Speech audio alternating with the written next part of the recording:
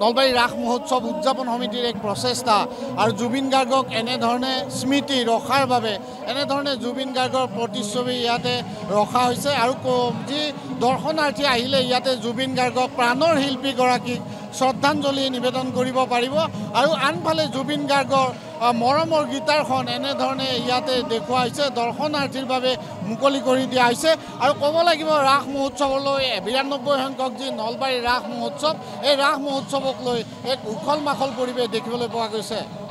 জুবিন গাৰ্গৰ 52 বছৰ হৈছিলে, গতিকে 52 বছৰৰ শুভ প্ৰাক্ষণত 52 ফুটৰ গীটাৰটো বনাইছে এটা স্মৃতি হিচাপে আৰু এই স্মৃতিয়ে এটা গীটাৰৰ মাজেৰে সদৌ অসমবাসী যাতে আমি একতাৰ এনাৰ্জিৰে বান্ধ খাই থকা সেনেকুৱা এখন অসম বিচাৰিছে জুবিন গাৰ্গে আৰু সেই একতাৰ এনাৰ্জিৰে বান্ধ খাই থকা অসমখন যাতে আমি জীয়াই ৰাখিব পাৰোঁ তাৰেই ধাৰাবাহিকতা অক্ষুণ্ণ ৰাখি নলবাৰী ৰাস সমিতিয়ে যি গীটাৰটো বনাইছে বহুত বেছি ধন্যবাদ জ্ঞাপন কৰিছোঁ।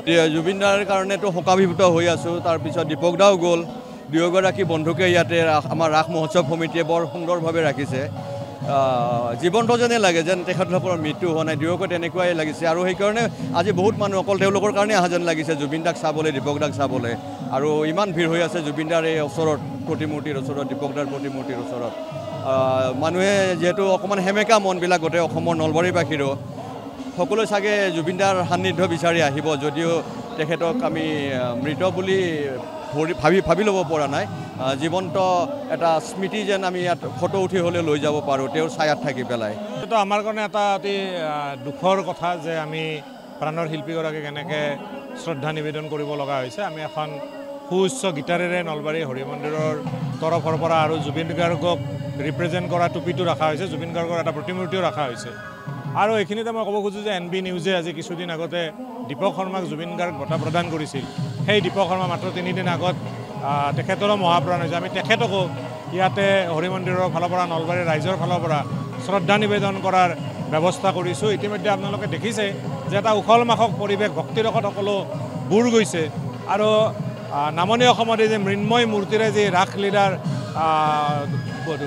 মানে প্ৰদৰ্শন কৰা হয় তাৰ লগত আমাৰ ইয়াতে জীৱন্ত ৰাসৰ ব্যৱস্থা কৰা হৈছে আৰু আজি ধুনীয়া এটা বৰ্ণাঢ্য সাংস্কৃতিক শোভাযাত্ৰাৰে আমাৰ বৰপেটা সত্ৰৰ বুঢ়া সত্ৰাধিকাৰ তেখেতক আদৰি আনি এই ৰাস মহোৎসৱৰ আজিৰ পৰা শুভাৰম্ভ কৰা হৈছে। জুবিন গাৰ্গক আমি পাহৰিব পৰা শক্তিটো আমাৰ কোনোদিন নাই, গতিকে ৰাসৰ এই 13 দিনো যিসকল মানে ভক্তপ্ৰাণ ৰাইজে বা জুবিন প্ৰেমীয়ে শ্ৰদ্ধাঞ্জলি জনাব বিচাৰে ইয়াতে আহি জনাব পাৰিব। দীপক শৰ্মাক যিসকলে ভাল পাইছিল তেখেতসকলে ইয়াত শ্ৰদ্ধাঞ্জলি জনাব পাৰিব।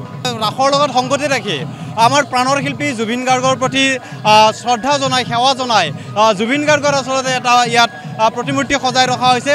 জুবিন গাৰ্গৰ বয়স যিহেতুকে 52 বছৰ বয়সত যিহেতুকে তেখেতে আমাৰ মাজৰ পৰা আঁতৰি গ'ল, সেইবাবে ইয়াত 52 ফুট ওখকৈ মানে এটা গীটাৰ বনোৱা হৈছে, ভাস্কৰ্য শিল্প নিৰ্মাণ কৰা হৈছে।